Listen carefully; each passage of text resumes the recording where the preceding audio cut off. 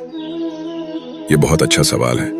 भीम लोगों को लगता है कि प्रेम, दया, करुणा ये सब भाव अच्छे हैं तो इनका जितना चाहे उतना इस्तेमाल कर सकते हैं, पर ऐसा नहीं है।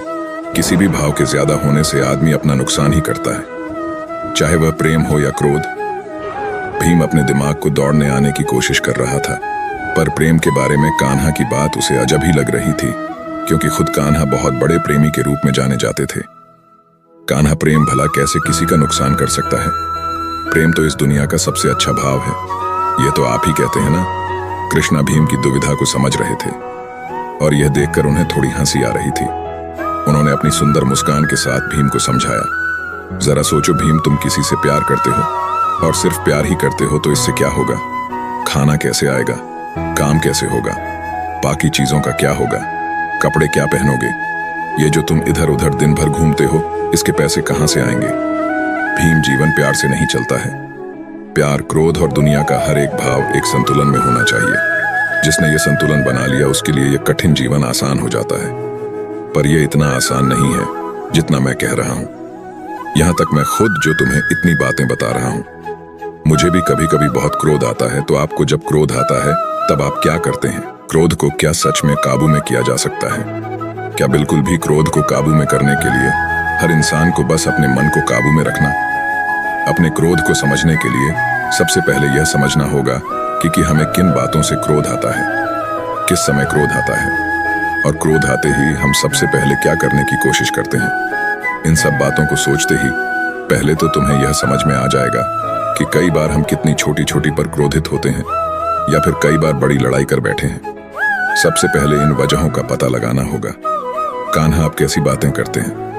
भला कोई क्रोध करते हुए यह सोचेगा कि मुझे क्रोध किस वजह से आ रहा है? वह तो सीधे क्रोध करेगा ना। कृष्ण ने एक बहुत सुंदर मुस्कान को दी। सही कह रहे हो भीम जी, पर अपने ऊपर काम करने वाले इंसान और बस यूं ही जीवन जीने वाले इंसान में यही तो फर्क होता है। जिसको अपना यह जीवन सुधारना है और अपने क्रोध पर काबू पाना है, वह सबसे पहले हर वक्त सजग रहना शुरू करेगा। इस बात पर सजग रहना कि किस घटना से हमारे भीतर कौन से भाव पैदा हो रहे हैं। यह करना बहुत अभ्यास का काम है, पर जब हम इसे करने लगते हैं तो 2 ही दिन में इसका असर दिखने लगता है।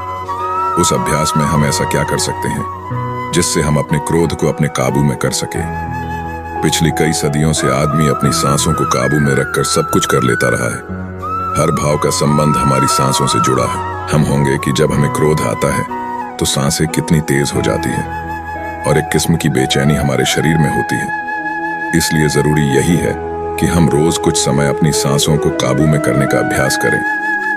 योग या फिर प्राणायाम करना क्रोध को शांत करने का सबसे अच्छा तरीका है। तुम देखोगे कि कितने ही साधु हैं जो हमेशा ध्यान करते हैं, या फिर वह सभी लोग जो दिन के घंटे ध्यान लगाते हैं, उन्हें बाकी लोगों की तुलना में कम क्रोध आता है।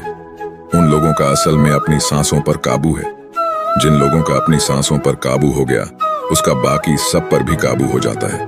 परंतु कान्हा, कभी कभी क्रोध आना लाजिमी हो जाता है। इसके लिए क्या तरीका है कान्हा?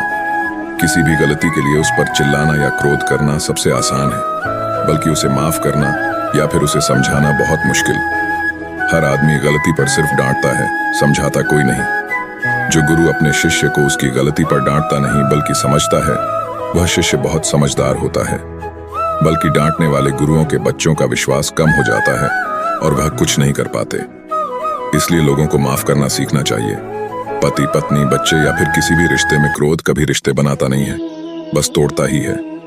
जो माँ बाप हमेशा बच्चों पर क्रोध करते हैं, वह बच्चे अपने माँ बाप से सच बोलना बंद कर देते हैं। अगर शांति से, समझदारी से बात की जाए तो हर बात आसान है। जो इंसान शांत स्वभाव का होता है वह ज्यादा सुखी भी होता है और अपने काम को अच्छे से कर पाता है। इसीलिए मैं चाहूंगा कि तुम भी बेवजह क्रोध करना छोड़ दो।